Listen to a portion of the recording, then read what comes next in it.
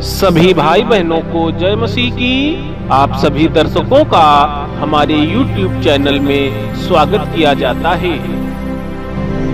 हम आए हैं बाइबल से लेकर एक नई कहानी के साथ।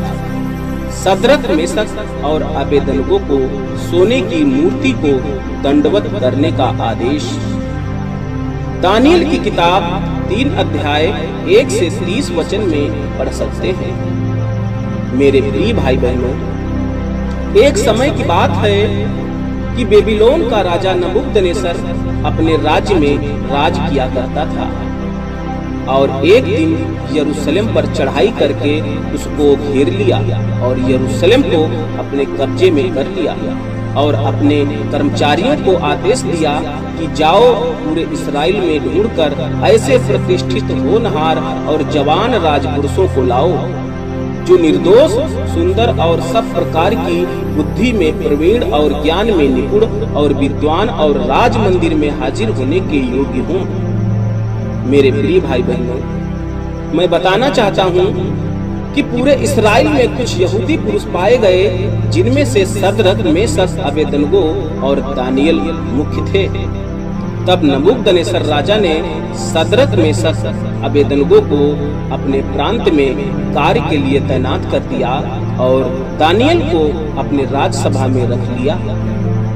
और इन बातों की खुशी में नबूकदनेस्सर राजा ने सोने की एक मूरत बनवाई जिसकी ऊंचाई 60 हाथ और चौड़ाई 6 हाथ की थी।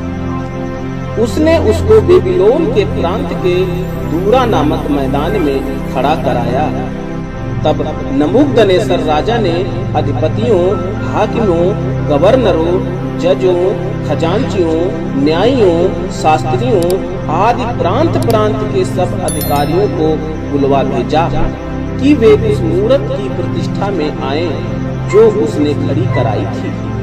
तब अधिपति, हाकिम, गवर्नर, जज, खजांची, न्यायी, शास्त्री आदि प्रांत के सब अधिकारी नबूकदनेस्सर राजा की खड़ी कराई हुई मूरत की प्रतिष्ठा के लिए इकट्ठे हुए और उस मूरत के सामने खड़े हुए। तब ढिढोरिये ने ऊंचे शब्द से पुकार कर कहा, हे देश देश और जाति जाति के लोगों और भिन्न भिन्न भाषा के बोलने वालों, तुमको ये आज्ञा सुनाई जाती है कि जिस समय तुम नरसिंघे, बांसुरी, वीणा, सारंगी, सितार, सहनाई आदि सब प्रकार के बाजों का शब्द सुनो, तुम उसी समय गिरकर नबूकदनेस्सर राजा की खड़ी कराई हुई सोने की मूरत को दंडवत करो। जो कोई गिरकर दंडवत ना करेगा वह उसी घड़ी धधकते हुए भट्ठे के बीच में डाल दिया जाएगा। इस कारण उस समय ज्यों ही सब जाति के लोगों को नरसिंघे, बांसुरी, वीणा, सारंगी, सितार, सहनाई आदि सब प्रकार के बाजों का शब्द सुन पड़ा, त्यों ही देश देश और जाति जाति के लोगों और भिन्न भिन्न भाषा बोलने वालों ने गिरकर उस सोने की मूरत को जो नबूकदनेस्सर राजा ने खड़ी कराई थी दंडवत की। उसी समय कई एक कसदी पुरुष राजा के पास गए और कपट से यहूदियों की चुगली खाई। वे नबूकदनेस्सर राजा से कहने लगे, हे राजा, तू चिरंजीवी रहे। हे राजा, तूने तो आज्ञा दी है कि जो मनुष्य नरसिंघे, बांसुरी, वीणा, सारंगी, सितार, सहनाई आदि सब प्रकार के बाजों का शब्द सुने वह गिरकर उसी समय उस सोने की मूरत को दंडवत करे और जो कोई गिरकर दंडवत ना करे वह धधकते हुए भट्ठे के बीच में डाल दिया जाए। देख, सदरक, मेशक और अबेदनगो नामक कुछ यहूदी पुरुष हैं जिन्हें तूने बेबीलोन के प्रांत के कार्य के ऊपर नियुक्त किया है। उन पुरुषों ने हे राजा तेरी आज्ञा की कुछ चिंता नहीं की। वे तेरे देवता की उपासना नहीं करते और जो सोने की मूरत तूने खड़ी कराई है उसको दंडवत नहीं करते। तब नबूकदनेस्सर ने रोष और जलजलाहट में आकर आज्ञा दी कि सदरक, मेशक और अबेदनगो को लाओ। तब वे पुरुष राजा के सामने हाजिर किए गए। नबूकदनेस्सर राजा ने उनसे पूछा, हे सदरक, मेशक और अबेदनगो, तुम लोग जो मेरे देवता की उपासना नहीं करते और मेरी खड़ी कराई हुई सोने की मूरत को दंडवत नहीं करते, तो क्या तुम जानबूझकर ऐसा करते हो?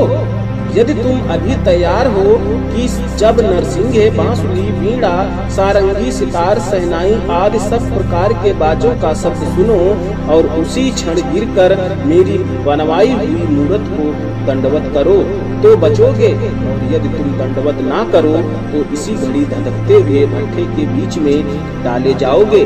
फिर ऐसा कौन देवता है जो तुमको मेरे हाथ से छुड़ा सके? सदरक, मेशक और अबेदनगो ने राजा से कहा, हे नबूकदनेस्सर, इस विषय में तुझे उत्तर देने का हमें कुछ प्रयोजन नहीं जान पड़ता है। हमारा परमेश्वर जिसकी हम उपासना करते हैं वह हमको उस धधकते हुए भट्ठे की आग से बचाने की शक्ति रखता है, वरन हे राजा वह हमें तेरे हाथ से भी छुड़ा सकता है।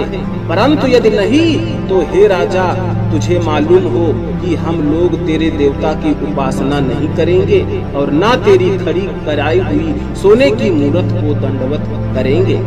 तब नबूकदनेस्सर झुंझला उठा और उसके चेहरे का रंग सदरक, मेशक और अबेदनगो के प्रति बदल गया। उसने आज्ञा दी कि भट्ठे को 7 गुना अधिक धधका दो। फिर अपनी सेना में के कई एक बलवान पुरुषों को उसने आज्ञा दी कि सदरक, मेशक और अबेदनगो को बांधकर उन्हें धधकते हुए भट्ठे में डाल दो। तब वे पुरुष अपने मोजों, अंगरखों, बागों और अन्य वस्त्रों सहित बांधकर उस धधकते हुए भट्ठे में डाल दिए गए। वह भट्ठा तो राजा की दृढ़ आज्ञा होने के कारण अत्यंत धधकाया गया था। इस कारण जिन पुरुषों ने सदरक, मेशक और अबेदनगो को उठाया वे ही आग की आंच में जल मरे और उसी धधकते हुए भट्ठे के बीच ये तीनों पुरुष सदरक, मेशक और अबेदनगो बंधे हुए फेंक दिए गए। तब नबूकदनेस्सर राजा अचंभित हुआ और घबरा उठा और अपने मंत्रियों से पूछने लगा, क्या हमने उस आग के बीच 3 ही पुरुष बंधे हुए नहीं डलवाए?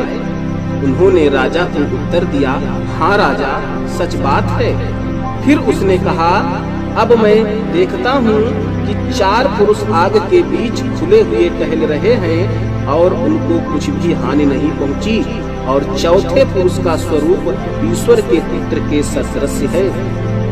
फिर नबूकदनेस्सर राजा उस धधकते हुए भट्ठे के द्वार के पास जाकर कहने लगा, हे सदरक, मेशक और अबेदनगो के परम प्रधान परमेश्वर के दासों, निकल कर यहाँ आओ। यह सुनकर सदरक, मेशक और अबेदनगो आग के बीच से निकल आए। जब अधिपति, हाकिम, गवर्नर और राजा के मंत्रियों ने जो कुछ इकट्ठे हुए थे उन पुरुषों की ओर देखा, तब उनकी देह में आग का कुछ भी प्रभाव नहीं पाया और उनके सिर का एक बाल भी ना झुलसा, ना उनके मोजे कुछ बिगड़े, ना उनमें जलने की कुछ गंध पाई गई। नबूकदनेस्सर राजा कहने लगा, धन्य है सदरक, मेशक और अबेदनगो का परमेश्वर, जिसने अपना दूत भेजकर अपने इन दासों को इसलिए बचाया क्योंकि उन्होंने राजा की आज्ञा न मानकर मुझी पर भरोसा रखा और ये सोचकर अपना शरीर भी अर्पण किया कि हम अपने परमेश्वर को छोड़ किसी देवता की उपासना या दंडवत ना करेंगे। इसलिए अब मैं ये आज्ञा देता हूँ कि देश देश और जाति जाति के लोगों और भिन्न भिन्न भाषा बोलने वालों में से जो कोई सदरक, मेशक और अबेदनगो के परमेश्वर की कुछ निंदा करेगा वह टुकड़े टुकड़े किया जाएगा और उसका घर घूरा बनाया जाएगा, क्योंकि ऐसा कोई और देवता नहीं जो इस रीति से बचा सके।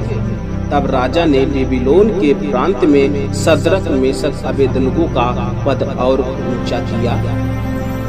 मेरे प्रिय भाई बहनों, यहाँ पर सदरक, मेशक और अबेदनगो का विश्वास अपने परमेश्वर पर था। वह सर्वशक्तिमान परमेश्वर की उपासना करते थे। और उनका विश्वास अपने परमेश्वर पर दृढ़ था।